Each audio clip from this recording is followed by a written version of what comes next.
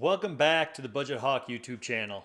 Today we're going to discuss the question, what is the number one step to secure financial wealth? Before I get into that, I want to share a little short story with you that kind of inspired me talking about this today.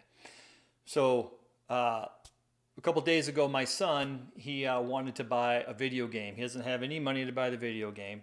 And so he was super excited about it. He wanted to earn the money for it. So he was driven to get this video game however he could. He asked his brothers and sisters on our family group text if they could buy for his birthday.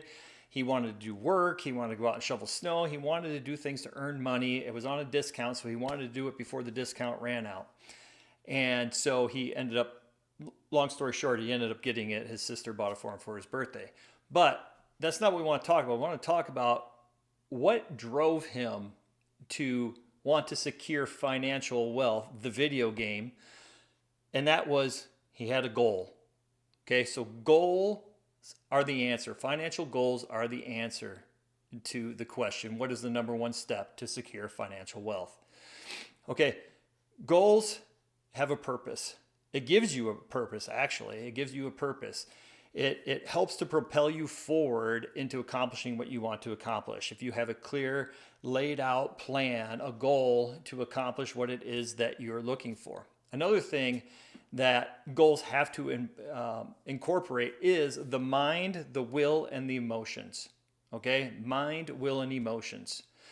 Okay, the mind, he thought about the video game. He really wanted, he saw it. It was in his mind.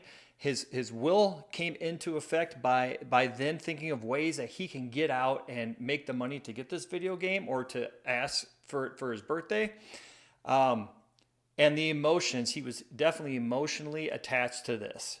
Okay, he was emotionally attached to getting this video game. So those three things together are powerful. Okay, the mind, will, and emotions.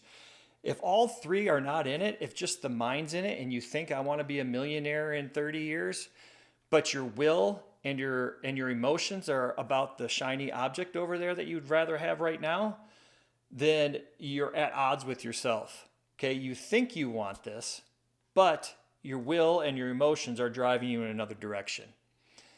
Okay, so the chances, if all three aren't involved, the chances are greatly to accomplishing your mission, to accomplishing your goal, are greatly diminished.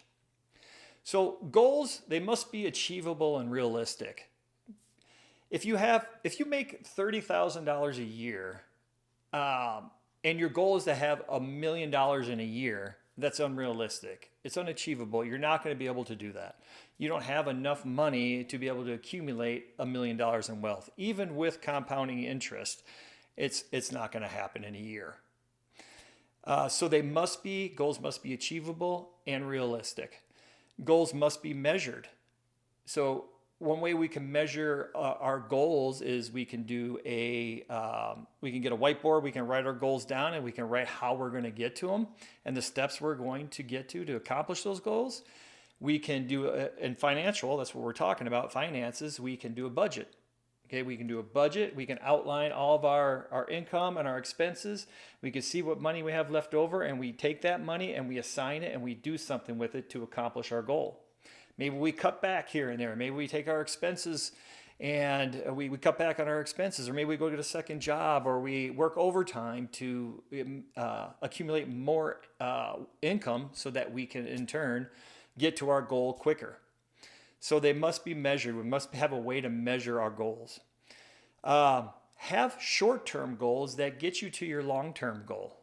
Okay, so let's just say I want to have $10,000 by the end of the year. So that would mean I need to save roughly $800 a month. And you set those goals monthly, those short-term goals of $800 a month to reach the $10,000 at the end of the year. Goals, I think they must have a built-in reward system. I like to live life. I don't like to have a goal that I'm not going to be able to achieve for 20 years and not have something in between or little bits in there to where I can get some kind of reward for being disciplined, for being patient. So, example, this would be, let's say, save $1,000 and then you and your wife or husband go out on a dinner date. So there's the reward, the dinner date together. Or you pay off a credit card and then you can do a staycation together. So things like that, little built-in reward systems help us and keep us encouraged and keep us moving forward. Goals must be clearly defined and agreed upon. So we have to define our goals, what it is we're actually going for, be specific with this, and then they must be agreed upon. So for instance, my wife and I were two different people. We think differently. We have different things that motivate us. Mine is I like to save, and she likes to have experiences.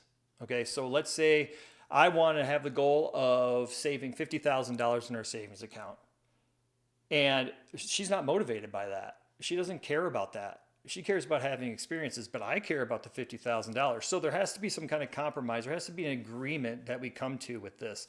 And that would be, for example, save $30,000 and go on a vacation.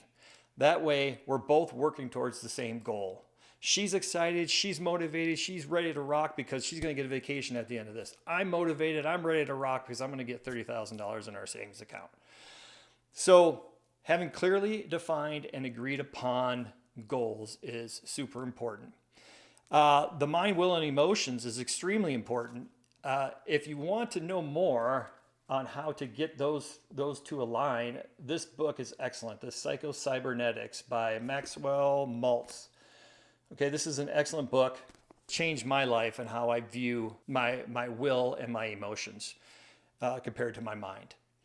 So I hope this helped you. I appreciate you guys. Have a great day.